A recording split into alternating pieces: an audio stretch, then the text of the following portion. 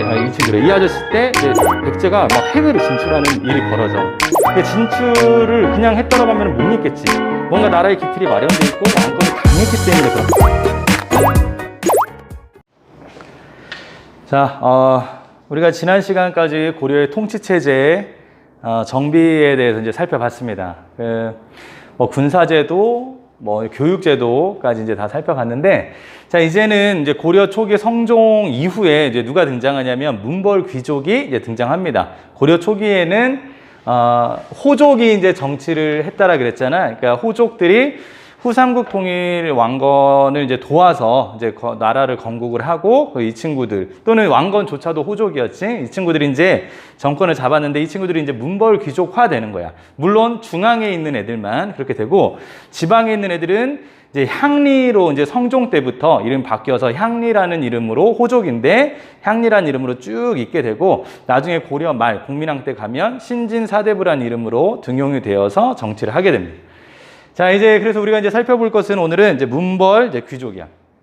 자, 문벌 귀족 같은 경우에 이제 먼저 살펴볼 건 여기 출신 성분을 볼게요. 출신 성분을 보면 첫 번째로는 육두품이라는 애들이 이제 등장해. 육두품, 이제 브레인들이지. 그 성종 때 유교적인 정치를 하세요라고 해서 지방관에 그 12목, 지방을 12목으로 만들고 그다음에 지방관을 파견하세요. 이런 거부터. 그다음에 불교는 수신,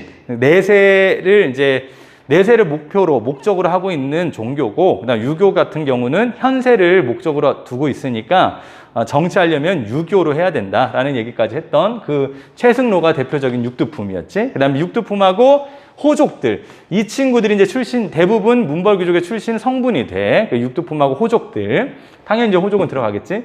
이 친구들이 이제 귀족화된다는 얘기야. 귀족의 앞에는 생략되어 있는 게 중앙이라는 얘기야. 중앙에 있는 애들은 이제 문벌 귀족이고 지방에 있는 애들은 지방 호족 또는 이제 향리로 되었다라고 보면 돼. 자, 이 친구들은 성종 이후에 새로운 지배층으로 이제 성장을 하게 된다. 성종 때 많이 등용했기 때문에 그런 거고. 그다음에 향리제도라는 것을 이제 만들어. 향리도 나름대로 이제 계급을 만들어 버리는 거야. 성종 때. 그러니까 그러면서 점차 중앙의 귀족하고 호족, 향리하고 점점 더 건널 수 없는 이제 강이 생기게 되는 거야. 이제 구분하는 거지. 자기네 특권층들을 더 이제 비특권층들하고 이제 나누려고 하는 거지. 자, 이 친구들이 가지고 있는 특권들을 볼게요. 특권들을 보면 저번 시간에 다 살펴봤지. 교육제도 때 대부분은 다 문신이 되려면 공부를 해야 된단 말이야. 과거 시험을 통해서 가야 되는데 아빠가 관리인데 5품 이상이야. 그러면 아빠의 음덕을 입어서 그냥 시험 안 보고도 관리가 된다 그랬지. 그걸 음서라 그랬어. 음서. 엄청 중요해. 음서. 이거는 그러니까 정치적인 역할이지. 정치적인 부분. 정치라고 쓸까? 그러니까 정치적인 특권을 가지고 있는 거야. 호족, 그러니까 문벌 귀족이 가지고 있고, 뿐만 아니라 아빠가 5품 이상이잖아. 그러면 물론 그 아빠일 수도 있지만, 그러니까 아들한테 물려주는 것뿐만 아니라 뭐 자기 동생일 수도 있고, 또는 자기 사위일 수도 있고, 조카한테도 나눠줄 수 있어. 손자일 수도 있고, 그중에 이제 한 명한테만 혜택을 주는 거야. 어쨌든 그 공음전 같은 경우는 이제 경제적인 거예요. 경제. 아빠가 받았던 토지 있잖아. 이때는 월급으로도 받지만 대부분 다 토지를 받거든. 수조권이라고 해서. 근데 그것도 아빠가 끝나잖아. 퇴직하면 아들한테 이제 세습이 가능한 거예요. 그치? 5품 이상 세습이 가능한 거. 이 두 개 다. 얼마나 좋아. 엄청난 특권이지. 자, 그리고 또 하나. 이 친구들은 또 당연히 과거도 볼 수 있겠지. 왜? 농사는 안 줘도 되잖아. 농사는 소작인들이나 자기 노비들한테 시키면 되는 거잖아. 자기는 이제 시간이 남으니까 뭐해? 공부하는 거야. 공부해서 위로 가는 거지. 근데 고려 시대만 하더라도 음서를 좀 더 쳐줬다라는 얘기들이 있어. 물론 학자들마다 달라. 아니다. 음서로는 승진의 한계가 있다. 과거를 무조건 봐야 된다라고 했지만 사료를 찾아보면 음서 출신, 그러니까 그냥 아빠의 은덕을 입고 아빠의 덕으로 인해서 관리에 진출한 애들이 어디까지 가냐면 도병마사까지 올라가. 도병마사 식목도감.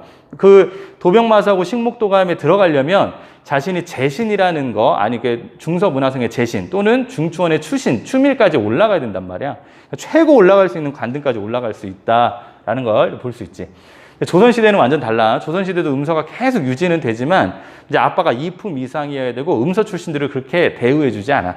대부분 다 과거 시험 보고 왔다 이거야. 나는 시험 보고 들어온 거야. 너네들은 아빠 특혜로 들어왔지. 난 시험 보고 들어왔어. 실력으로 들어왔어. 이런 것들이 또 생기기 시작해. 자, 아무튼 고려시대까지는 음서 공음전이 엄청 중요했다라는 거.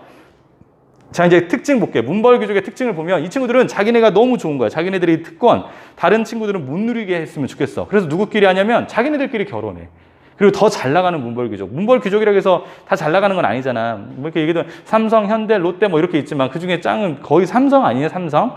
뭐 현대하고 롯데도 엄청나지만 우리가 익숙한 건 이제 롯데지. 롯데타워도 있고 하지만 자산 규모로 했을 때는 현대가 훨씬 더 크단 말이야. 더 덩치가 큰 애들이야.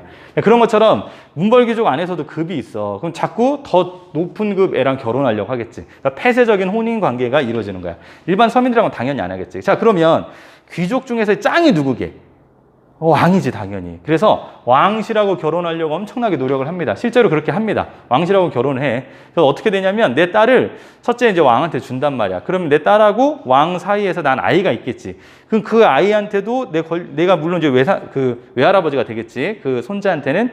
근데 또 계속 그걸 헤쳐먹고 싶으니까 그 손자한테 내 딸을 다시 또 다른 딸을 결혼시키는 거야. 그러니까 이 아이는, 왕이 된 아이는 이모랑 결혼하는 꼴이겠지. 이제 그런 일들이 막 벌어져, 이제. 자, 볼게. 자, 어쨌든 왕하고 이제 결혼을 하다 보니까 나는 이제 외가 쪽이라 그러잖아. 그치? 엄마 쪽을 외가 쪽이라 그러잖아. 그래서 외척으로 권력을 장악하게 된다라는 거야. 자, 왕하고 왕실하고 또 결혼하게 되다 보면 폐해가 뭐가 일어나? 저도 한 자리만 주세요라고 해서 누구한테 찾아갈까? 왕일까? 외척일까? 외척한테 가는 거야. 근데 이제 권력 비리들이 이제 관직 매매라고 하는데 이제 그런 것들이 막 성행하게 되는 거지. 나라가 이제 싸워가는 거야. 문벌귀족. 지금의 이제 귀족들, 지금의 이제 정식 명칭으로는 공식적으로는 귀족이 없지만 이제 있잖아. 사회 특권층들이 있잖아. 그치? 이제 그런 뭐 기업인들, 막 큰 뭐 재벌 이런 우리나라에만 있는 단어. 근데 외국에도 이제 실렸다 그랬지. 근데 뭐 그런 것들 있잖아. 좋은 건 아니다. 자, 이제 문벌귀족들 이제 자, 이러다 보니까 모순이 일어나. 아까 얘기했지. 폐쇄적인 혼인관계로 인해서 더 센 문벌들이 있고 문벌도 급이 있다 그랬잖아. 그러니까 이 안에서 또 다툼이 일어나는 거야. 더 자기네들이 더 잡으려고. 정권을 잡으려고. 더 왕의 외척이 되려고 노력을 하는 거지. 자, 첫 번째 타자가 이제 이자겸입니다. 이자겸 엄청나게 중요해. 이자겸이 누구냐면 왕의 장인어른. 일단 한번 볼게. 여기 보이려나 모르겠다.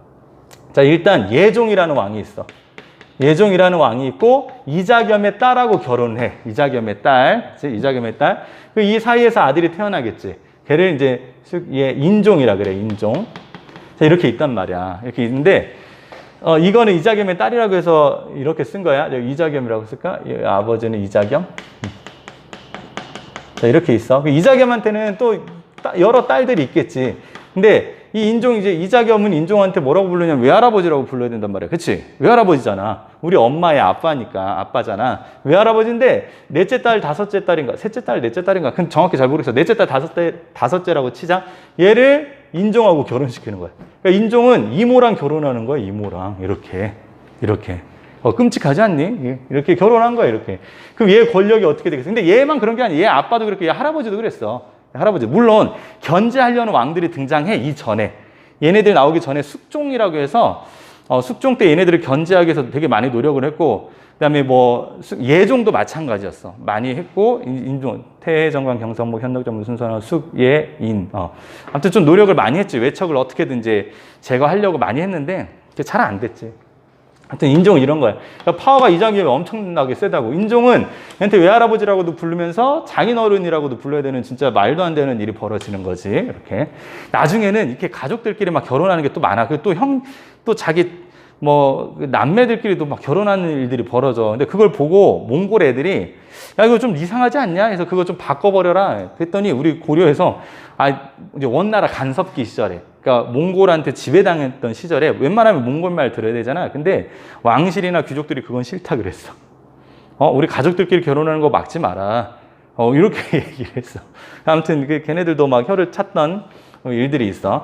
자, 이렇게 해서 이제 이자겸이라는 사람이 이제 파워가 엄청나게 세. 어느 정도로 세냐면 자기 생일을 인수절이라 그래. 물론 이 전에 덕종이라는 왕 때 이제 왕의 생일을 좀 이름 바꾸긴 하는데 어쨌든 자기 생일을 국가의 생일 또는 왕의 생일을 이렇게 높여버린단 말이야. 사신들이 오잖아. 그러면 인종을 만나야 되는데 이 얘를 만나고 가, 사신들이. 얘를 자기를 꼭 아련하고 가라고 막 이렇게 얘기를 했단 말이야. 파워가 엄청나게 셌던 애야. 이자겸 같은 경우가. 뭐 재산도 엄청나게 많았겠지. 근데 얘가 이제 얘가 파가 너무 세다 보니까 그 얘하고 이제 알력 다툼이 이제 벌어지는 거예요. 인종도 이제 왕권을 강화시키기 위해서 외할아버지랑 좀 대립각이 이제 쓴단 말이야. 그때 인종이 워낙 세. 그 인종한테 막 몇 번 죽을 뻔하고 그래. 막 인종이 막 궁궐 불태워버리고 막 이런단 말이야. 그래서 인종이 이자겸한테 할아버지 저 대신에 할아버지가 왕을 하세요. 장인어른이 왕을 하세요. 이렇게 했는데 그건 또 이제 거절을 한단 말이야. 이제 정치 술수지 술수. 한 몇 번 더 거절하다가 이제 여론이나 명분이 생기면 이제 왕을 하려고 했겠지. 근데 한 딱 몇 번 거절하는 중간에 이제 뭐 인종이 거기까지 눈치채지 못해가지고 계속 권하진 않아. 하고 어떻게 인종을 제거할까 막 노력하는데 인종이래. 그 이자겸을 제거할까 했는데 이자겸 같은 경우가 이자겸을 함부로 못했던 이유가 얘 뒤에 보디가드 중에 척준경이라고 있어. 척준경이라고. 싸움 진짜 잘하는 애야. 이 다음 시간에 보겠지만 그 여진족하고의 전투를 해. 우리가 전쟁을 할 때 윤관이라는 이제 훌륭한 사람이 있거든. 근데 그 사람이 거의 부하였어. 부하. 장수였는데 힘이 엄청나게 센 애야. 걔가 막 여진족 그 삼국지 보면 조자룡이라고 나오거든. 조운이라고 나오고. 조자룡이가 막 그 유비의 그 와이프하고 그 아들을 이제 구하러 적진으로 혼자 막 단신으로 간단 말이야. 근데 그와 같은 일을 척준경이도 하거든. 그러니까 엄청나게 세네. 얘가 있다 보니까 어떻게 못하는 거지. 근데 이자겸이를 이제 얘랑 이제 막 둘이 이제 트러블이 이제 나는데 이자겸 뒤에는 이제 척준경이 있었다 그랬잖아. 근데 얘네 이자겸하고 척준경하고 사이가 틀어지게 되는 사건이 되게 웃겨. 얘네들 노비들끼리 싸움이나 노비들끼리 너 자기 주인이 더 세, 자기 주인이 더 높아 막 이런 식으로 싸워. 근데 누가 졌냐면 척준경 노비가 져. 그래갖고 울면서 와가지고 척준경한테 이자겸의 노비가 막 척준경 우리 주인님을 막 함부로 막 욕했다 하니까 이제 척준경도 열받고 삐진 거지. 그래서 막 씩씩거리고 있을 때 그걸 이제 캐치한 이제 이제 왕실 측근이 가가지고 그 정지상인가 그러던데 가서 얘를 꼬드겨서 야 이자겸 없애버리면 그 자리 너한테 줄게 막 이런 식으로 이제 꼬드겼단 말이야. 얘 나쁜 놈 아니냐 왕권을 막 이렇게 왕을 함부로 하고 그건 사실 뭐 하늘 도리에 어긋나는 거잖아. 그래서 그렇게 꼬드겨가지고 척준경이 알겠습니다. 그래서 이자겸을 제거해. 그리고 나서 이제 척준경은 정지상이라는 애가 나중에 이제 등장하겠지만 걔가 또 탄핵시켜가지고 얘 제거해버려. 그래서 척준경의 배신으로 이자겸의 나라는 실패했다. 연도는 1126년이야. 12세기 초반이지. 1126년. 자, 그 다음에 일어난 사건이 이제 묘청의 난입니다. 묘청의 난. 9년 후에 일어나. 이것도 똑같이 인종 때 벌어진 사건이야. 아유, 엄청난 일이 벌어지지. 자, 배경을 보면 이자겸 때 또 무슨 일이 있었냐면 이제 여진족이라고 엄청나게 성장하고 그 전에 사실 우리가 여진족을 이긴 사례도 있었거든. 근데 그 이겼는데 우리가 걔네한테 뺏은 땅을 바로 1년 만에 돌려주는 사건이 벌어져. 그 이후에 여진족이 엄청나게 세져서 중국을 막 거의 반절 먹어버리고 이래. 이때 우리나라한테 야 너네 우리나라고 우리가 임금할 테니까 니네 신하나라 해라 막 이렇게 왔단 말이야. 그때 정권을 잡고 있었던 이자겸이 네, 예스 이렇게 얘기했단 말이야. 대부분은 반대했지. 싸우자고 했는데 싸우면은 문벌귀족도 피해를 받겠지. 자기 재산도 막 없어지고 할 거 아니야. 그래서 그걸 방지하려고 알았어. 우리가 그냥 항복하게 니네를 임금 나라로 섬길 테니까 우리 쳐들어오지 마라. 이렇게 해서 얘가 사대라는 걸 해버려. 얘네한테 이제 비볐다는 얘기야. 근데 그런 배경도 있었고 또한 이제 지금 이게 다 개경에서 일어난 사건이야. 이자겸의 난이. 개경에서 막 일어나다 보니까 문벌귀족들이 또 판을 쳤잖아. 얘네들을 어떻게 견제하지? 견제하는 방법이 있어. 수도로 옮겨버리면 돼. 새로운 세력들하고 같이 정치를 하면 돼. 그게 어디냐면 서경이야. 평양이야. 평양. 그래서 서경에 있는 귀족들하고 개경에 있는 귀족들하고 이제 사이가 안 좋아져. 특히 이제 서경에 있는 스님이 하나 있는데 그게 묘청이라는 사람이야. 정지상이나 백수한 이런 사람들이 묘청하고 좀 친했나 봐. 그래서 소개를 받고 해가지고 묘청 스님이 서경에다가 나라 도읍을 세우면 금나라도 정벌할 수 있고 다른 나라에 막 여러 나라들이 와서 우리나라한테 항복할 거야. 마치 황룡사 구춘목탑 세우면 9개 나라들이 와가지고 항복하고 이런 거랑 똑같은 것 같아. 그렇게 얘기했단 말이야, 묘청이. 그래서 왕이 솔깃했지. 그래서 이제 서경에다가 대화궁이라는 궁을 지어. 그리고 이제 그쪽으로 옮길까 했는데 가는 도중에 꼭 비가 엄청나게 오고 막 마차가 이제 아무튼 막 거의 서경 가는 길에 진흙에 왕이 빠지고 막 이런 일이 벌어져. 거기다 또 대화궁은 번개 맞고 막 이러네. 그러니까 뭔가 찝찝하잖아. 당시 뭐 과학이 발달하지 않았으니까 그런 거 보면 그냥 자연 현상이구나 이러고 말 텐데 찝찝해. 이건 뭔가 하늘의 뜻이다. 서경으로 가지 말라는 막 이렇게 신하들이 막 얘기를 하지. 어디파? 개경에 있는 애들이. 그러니까 인종이 또 마음이 바뀌어가지고 나 안 갈래 이렇게 돼버린 거야. 그러다 보니까 이 묘청이랑 이제 짜증이 났지. 짜증이 났고 또 자기네들은 왕을 모셔서 여기서 새로운 이제 도읍을 만들려고 했는데 개경 애들이 이게 실패하면 개경 애들이 서경파를 또 진압 진압할 거란 말이에요. 왜 그러냐면 다시 또 서경 평양에 있는 애들이 또 언젠가는 왕을 또 꼬드겨서 이렇게 할 수 있다. 그러니까 얘네들을 제거해버리자라고 할 수 있어, 생각을. 그러니까 그거를 미리 캐치하는 데 묘청 같은 경우가 난을 일으켜. 그러니까 묘청의 난이라고 했지만 사실 선생님은 묘청, 서경, 천도, 운동이라는 단어를 썼으면 좋겠거든요. 아무튼 묘청이 서경으로 천도, 수도로 옮깁시다. 뭐 옮기는 운동이라고 얘기하는 거야. 그렇게 이제 해. 그래서 이제 나라 이름을 대위국이라고 이제 만들어버리고, 그 다음 연호도 해. 천계라고 하고, 군대도 만들어. 그래서 천견, 충, 의, 군. 이렇게. 이런 키워드들 나오면, 아, 묘청의 난이구나. 묘청의 난, 문벌귀족의 뭔가 내분이 일어났구나. 이렇게 이해하면 돼. 자, 이렇게 했는데, 결국에는 실패. 관군. 국가의 군대가 와가지고 진압하는데, 이걸 진압한 애가 김부식이야. 김부식.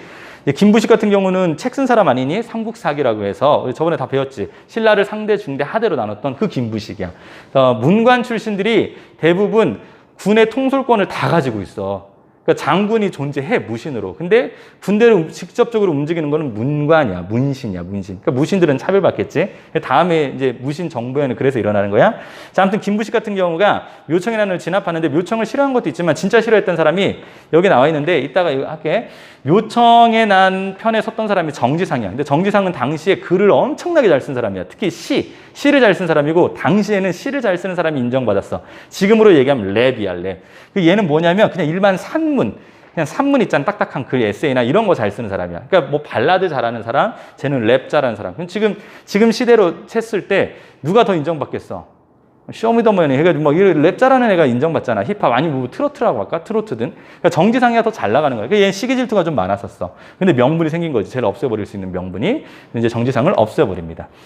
자, 이거를 평가한 애가 있는데 그게 신채호야. 조선 후기 때 독립운동했던 사람이 있어. 일제한테 나라 뺏기고 요 시대에 살았던 사람인데, 얘가 이 묘청의 난을 보고 조선의 역사상 제일 큰 사건이었다라고 얘기를 해. 그러니까 얘는 되게 긍정적으로 평가한 거야. 왜냐하면 우리나라가 일제시대의 사람이었으니까 일본한테 왜 나를 뺏겼지? 역사를 쭉 파고 들어가 보니까, 야, 이 고려시대 때 묘청이 되게 진보적인 사람이었는데 개혁을 추구하는 사람이었어. 금나라한테 사대하지 말고 싸우자 이런 사람인데, 얘네들이 김부식한테 지고, 김부식은 되게 보수거든. 그래서 우리나라가 진보적인 성향을 다 잃고 남들한테 사대하는 그런 유전자가 만들어졌다, DNA가. 그게 쭉 이어져서 지금 현재 1910년에 나라를 뺏겨버렸다. 이렇게 평가한 사람이야, 신채호가. 좀 극단적이긴 하지만 들어볼 만하지. 자, 그렇게 해서 이것까지 다 하고 한번 살펴볼게. 자, 이 이자겸의 난하고 묘청 서경 천도 운동은 갭 차이가 9년밖에 안 돼. 9년밖에. 자, 이자겸의 난하고 묘청 서경 천도 운동은 9년의 갭 차이밖에 없어. 그러니까 인종 때 일어난 엄청난 사건들이지. 근데 이거의 결과를 보니까 문벌귀족들 사회에서 내부 분열이 일어났어. 완전 이제 분열한 거야. 서경파, 개경파 싸우고, 개경파 안에서도 서로 막 문벌귀족들끼리 싸우고 이런 거거든. 그게 내부 분열이 일어났고, 그거보다 더 중요한 건 이 친구들이 한번 이렇게 대이니까, 야, 다시는 다른 애들이 우리 권력을 차지하지 못하게끔 더 우리 걸 꽁꽁 싸매고 지키자라고 하는, 그게 보수야, 보수. 보수화로 되는 거야, 보수화. 그래서 더 차별하는 거야, 다른 직급이나 다른 신분들을. 특히 이제 무신들이 이제 차별받게 돼. 그러면서 이제 무신의 난이 1170년에 일어나는 거야. 자, 일단 묘청 서경 천도 운동을 신채호가 평가했다 그랬잖아. 자, 신채호가 개경파랑 서경파랑 어떻게 평가했는지 한번 볼게. 이거 같은 경우는 신채호가 평가한 거야. 바이라고 할게, 신채호. 자, 보면, 자, 신채호는 개경파는 유교 이념을 가지고 있다라고 하는 거야, 유교. 왜냐하면 김부식이가 유교적 합리주의에 기초해서 삼국사기를 썼잖아. 그걸 봐서 알 수 있듯이 유교를 되게 중요시 여겼는데, 그에 반해서 서경파는 풍수지리라든가 약간 우리나라의 전통적인 것을 조금 더 강조를 했대. 불교를 비롯해서. 물론 불교도 다 외부 거지만 우리나라화한 거예요, 토착화해가지고. 그래서 풍수지리설이나 우리나라 이제 전통 신앙들을 강조했다, 서경파. 그다음에 개경파 애들은 서경으로 천도하는 걸 반대했지만, 서경파 애들은 당연히 서경으로 천도하자라고 해서 이제 이 사단이 이제 일어난 거잖아. 벌어졌고, 개경파 같은 경우는 여진족이 세운 나라가 금나라야, 금나라. 여진족이 우리한테 사대를 요구할 때 오케이, 사대 오케이라고 하는 거야. 근데 이제 서경파 같은 경우는 무슨 소리냐, 우리가 나라 이름에서 알 수 있듯이 우리나라는 고구려를 계승해야 되고 계승한 나라지 않냐. 근데 고구려가 어떻게 다른 나라한테 사대할 수 있냐, 금나라를 정벌해야지. 그래서 정번. 사실 그럴만한 게 여진족 같은 경우는 고구려의 밑에 있었던 애들이야. 또는 발의 밑에 있었던 애들이란 말이야. 말갈족이라는 이름으로 있었어. 말갈. 나중에 여진족이라 이름 바꾸는데 이 정도로 좀 밑에 있었던 애들. 이게 거의 종속돼 있었던 애들이야. 자, 그 다음에 서경파 같은 경우는 우리나라도 원래 고 태조 때부터 광종 때까지 성종 자기를 황제라 칭했거든. 황제. 그래서 칭제, 황제라고 칭해. 그 다음에 건원, 연호도 세우는 거야. 다시 황제 국가로 다시 강화해야 된다. 왜 다른 나라를 사대해가지고 우리나라는 스스로 황제 국가가 아니라고 하냐. 우리나라도 황제 국가라고 해야 된다. 이런 운동이 벌어져. 그 다음에 개경파 같은 경우는 신라 계승 의식이 많아. 경주 김씨야. 김부시 같은 경우가 경주 김씨, 신라를 이었던 애들. 근데 서경파 같은 경우는 아니다. 우리나라는 나라 이름 봐서 알겠지만 태조께서 고구려를 이었던 나라로 이렇게 건국을 한 거다. 그래서 고구려 계승 의식을 표출하고 있지. 개경파의 대표적인 주자로는 김뿌식 아저씨가 있습니다. 김뿌식이 있고 서경파 같은 경우는 이제 대표 주자 묘청, 그다음 정지상, 백수한 이런 이름이 있다. 그래서 외워야 될 이름 정도는 이제 묘청 정도만 알면 되고 정지상, 백수한은 딱 나오면 이런 단어가 나오면 묘청, 서경, 천도 운동이 일어났고 서경파네 이 정도만 알면 돼. 결국 외우라는 얘기네. 윤원이라는 사람이 있어. 얘 같은 경우는 윤관하고도 연관 있는 사람이야. 윤관의 아들인가 뭐 이랬던 사람인 것 같은데. 자, 윤원이 같은 경우는 원래 서경파였는데 배신 때려가지고 이쪽으로 가. 개경파로. 예. 배신자지. 배신자는 또 배신할 수 있지. 그래서 김부시가 나중에 탄핵시켜. 김부시기가. 그래서 얘도 아웃된다라는 거 결국에는 이제 이렇게 이제 평가한 거야. 이렇게 평가하면서 이 묘청 서경 천도 운동은 조선 역사에서 제일 큰 사건이다라고 이제 평가를 한 거지. 이때 우리가 서경파가 이겼다라면 일제 강점기가 도래되지 않았을 텐데. 막 이렇게 이제 한탄하는 그런 일이 그렇게 평가한 사람이 이제 신채호다라고 보면 돼요. 자, 우리가 이제 문벌귀족에 대해서 살펴봤고 이제 다음에는 이제 문벌귀족에서 무신으로 넘어가기 전에 우리가 이제 고려가 이제 대외 관계를 살펴볼까요? 말이 대외 관계지 거의 전쟁이야. 이제 거란과의 전쟁, 어떻게 전개 과정이 이루어졌고 어떤 결과를 맞이했는지. 여진과의 전쟁도 마찬가지입니다.